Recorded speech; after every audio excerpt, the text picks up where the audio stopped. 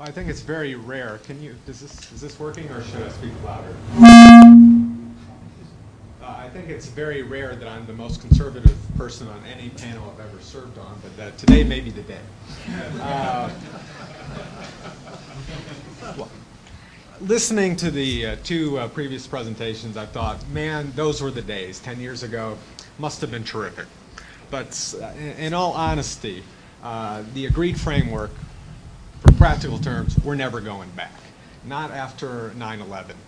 There's also a lot of historical revisionism in terms of, arguably in terms of the Clinton administration, a very robust policy towards North Korea.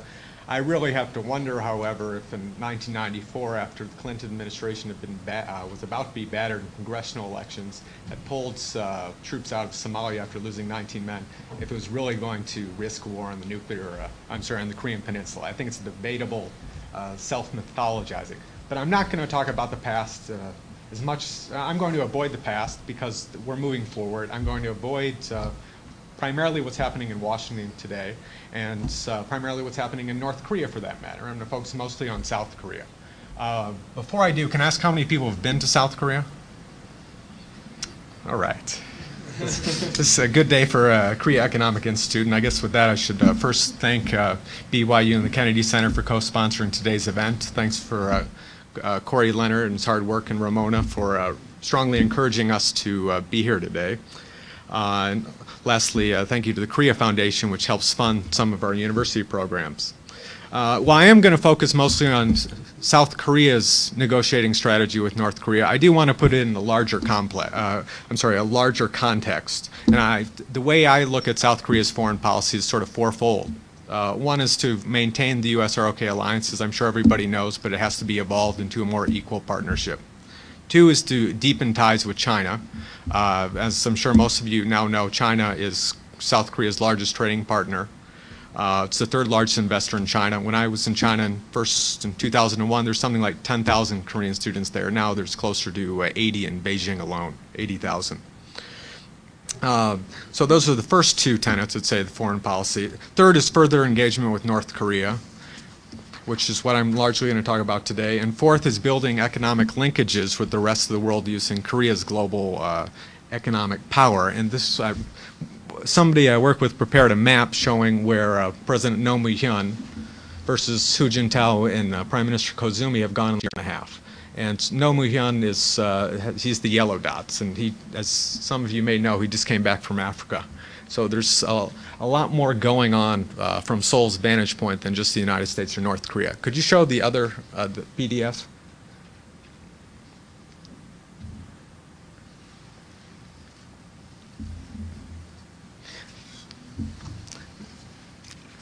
Do you have another piece of paper that's just a chart?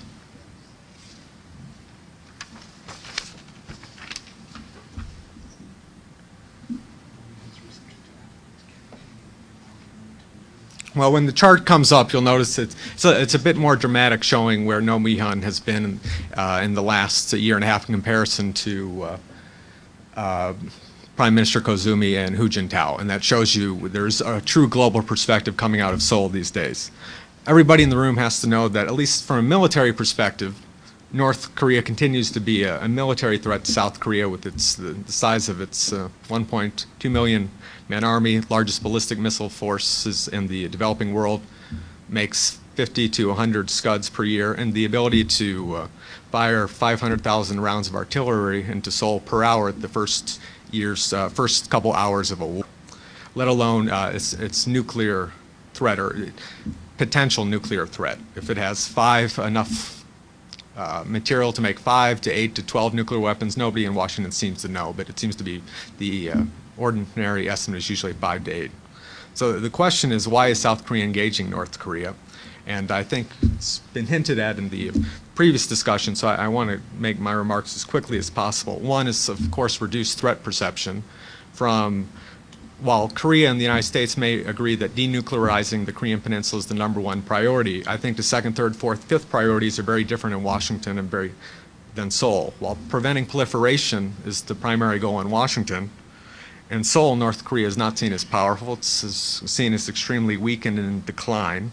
and that proliferation seen is relatively unlikely, and that arguably, if it's right or if it's wrong, the Bush administration is seen as engaging in a policy of provocation, while engagement should be the policy that most South Koreans would recommend.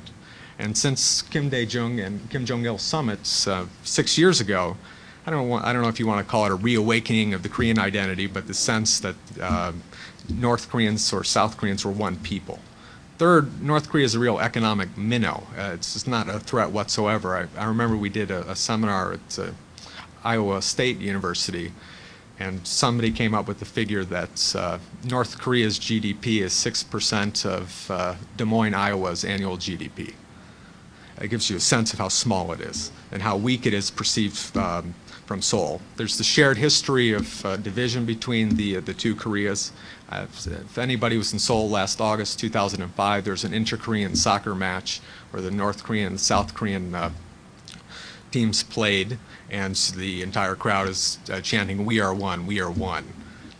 And moreover, there's tremendous, from an economic perspective, there's tremendous South Korean concern over China's role in North Korea. Now 40% of North Korea's international trade is with China, while only 20 to 25% is with South Korea, which concerns a lot of people in Seoul that China may be trying to turn North Korea into an economic satellite or a province of China. And finally, there's massive domestic political support for the Sunshine Policy, which I think has been hinted at previously. The South Korean critique often of the six-party talks, while they pledged great support for the talks, there's a divergence on negotiating tactics. One is many South Koreans would argue the U.S. should show more flexibility in negotiations, has to incentivize, don't undermine the credibility of the North Koreans, focus on the plutonium threat, don't worry about hypothetical uranium threats, avoid roadmaps. And one of the leaders of the opposition party in Korea came to our institute in Washington about a year ago, and she said, well, since I said she said, I don't think I can tell the story anymore, but her point is that the U.S. has to be a bit more flexible in how it deals with the North Koreans, and it relates to the story you were hinting at, that there's not so much division between the opposition party and the ruling party today on how to deal with North Korea. The manifestations of engagement, and I'll try to wrap up in 5 minutes so we can get into the Q&A. I picked up, I think, 4 ways that the engagement is manifested. One is sort of, frankly speaking, the use of fertilizer and food aid as a tool to get the North Koreans back to the table. In May 2005, the inter-Korean ministerial talks resumed after a 13-month absence, and at the same time, the North Koreans received about 200,000 tons of fertilizer aid. And then in June of that year, there's a North Korean delegation visited Seoul, and their visit coincided with 150,000 tons of fertilizer aid. And then when North Korea decided to return to the six-party talks, shortly thereafter they were given 500,000 tons of food aid. Now, all of this aid is, in theory, are loans, not grants, and the expectation is there to be an eventual return of the funds or the food or the fertilizer, but there is some recognition that these are incentives and the return on investment may be in the long term. Second element of the policy is the family reunions. I've seen estimates that 10 million Koreans have family members on the other side of the DMZ, and that has been a tool of the South Korean policy. Third is if you look at the six-party talks, I think you can make an argument that there's only 1 or 2 parties seriously negotiating. Some Bush administration officials have described the Chinese in the six-party talks as nothing more as a secretariat. They're there to moderate or to mediate.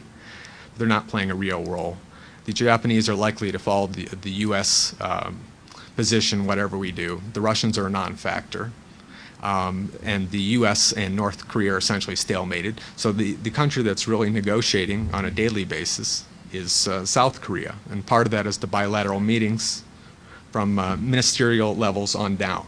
And I think it should be highlighted that when the North Koreans decided to return to the six-party talks, their decision was preceded by Unification Minister Chung Dong-young's visit to North Korea. And so the South Koreans have a very strong commitment to continually engaging the North Koreans. And finally is the use of economic incentives. And I want to touch briefly upon the Kaesong industrial project. My guess is it doesn't need a lot of introduction in these quarters, since almost everybody here has been to South Korea. But I think it highlights all of South Korea's ambitions towards North Korea and into realizing the goals of the Sunshine Policy. And the estimates I've seen is in 3 years from now, the goal is to have 100,000 North Korean workers working for South Korean companies there. That's almost 1 out of every 200 North Koreans. And I think it's an excellent question, is what are the larger implications of that?